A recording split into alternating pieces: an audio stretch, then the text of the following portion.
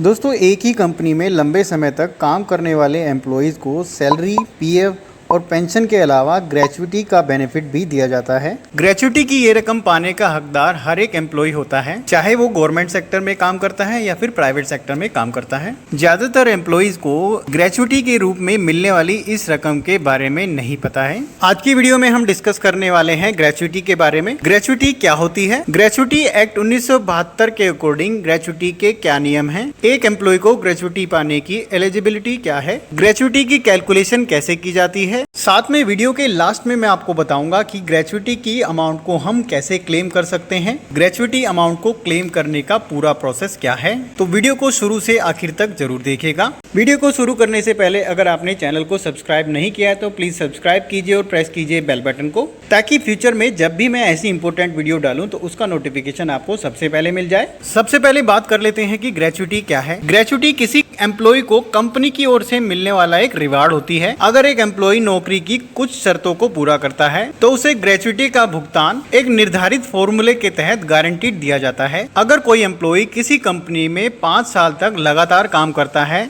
तो वो ग्रेच्युटी पाने का हकदार हो जाता है। पेमेंट ऑफ ग्रेच्युटी एक्ट 1972 के तहत ग्रेच्युटी का बेनिफिट उस ऑर्गेनाइजेशन के हर एक एम्प्लॉय को मिलता है जहां 10 से ज्यादा एम्प्लॉय काम करते हैं। अगर एम्प्लॉय नौकरी बदलता है, रिटायर हो जाता है या फिर किसी कारणवश नौकरी छोड़ देता है, लेकिन वो ग्रेच्युटी के नियमों को पूरा करता है तो उसे ग्रेच्युटी का लाभ दिया जाता है। ग्रेच्युटी की पेमेंट की कैलकुलेशन एक फॉर्मूले के तहत निकाली जाती है और फॉर्मूला कुछ इस तरह से होता है। Gratuity amount equal to last salary drawn multiply by 15/26 multiply by period of service, यानी कि आपकी आखिरी सैलरी को 15/26 से गुना किया जाता है और उसके बाद जितने साल आपने काम किया है उसमें उसको मल्टीप्लाई कर दिया जाता है। एग्जाम्पल के तौर पर सपोज कीजिए अगर आपने किसी कंपनी में 20 साल तक काम किया है और आपकी आखिरी सैलरी 75,000 रुपए थी। यहाँ पर सैलरी का मतलब है basic salary plus dearness allowance. Gratuity नियम के अकॉर्डिंग महीने में 26 दिन ही काउंट किए जाते हैं, क्योंकि माना जाता है कि 4 दिन की छुट्टी होती है। माना जाता है कि महीने में 4 संडे होते हैं। वहीं एक साल में 15 दिन के आधार पर ग्रेच्युटी का कैलकुलेशन होता है। तो यहाँ पर ग्रेच्युटी की कैलकुलेशन कुछ इस तरह से होगी, 75,000 रुपए गुना 15/26 गुना 20, यानी कि आपकी अंतिम सैलरी गुना 15/26 गुना जितने साल आपने काम किया है।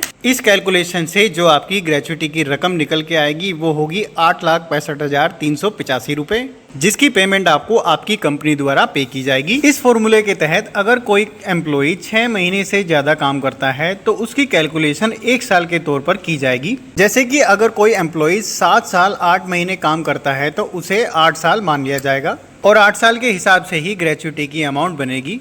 वहीं अगर एम्प्लॉय 7 साल 3 महीने काम करता है तो उसको 7 साल माना जाएगा, यानी कि एम्प्लॉय अगर 6 महीने से कम काम करता है तो उसको साल में काउंट नहीं किया जाएगा। अब बात करते हैं कि हम ग्रेच्युटी को कैसे क्लेम कर सकते हैं। ग्रेच्युटी की अमाउंट को क्लेम करने के लिए आप एप्लीकेशन खुद से भरकर अपनी कंपनी को भेज सकते हैं। ग्रेच्युटी क्लेम करने के लिए आपको फिलअप करना होगा फॉर्म आई को। फॉर्म का डाउनलोड लिंक मैं आपको वीडियो के डिस्क्रिप्शन में भी प्रोवाइड कराऊंगा, वहां से आप क्लिक करके फॉर्म को डाउनलोड कर सकते हैं। इस फॉर्म में आपको अपना नाम, पूरा एड्रेस, डिपार्टमेंट का नाम, एड्रेस जहां आप काम कर रहे थे, इसके साथ ज्वाइनिंग डेट के बाद सेवा की समाप्ति की तिथि और कारण आदि को मेंशन करना होता है। आप खुद से ग्रेच्युटी कैलकुलेशन करके क्लेम की अमाउंट को लिख सकते हैं। साथ में आपको अपनी बैंक अकाउंट डिटेल भी देनी होती है जिसमें आप क्लेम की अमाउंट को चाहते हैं।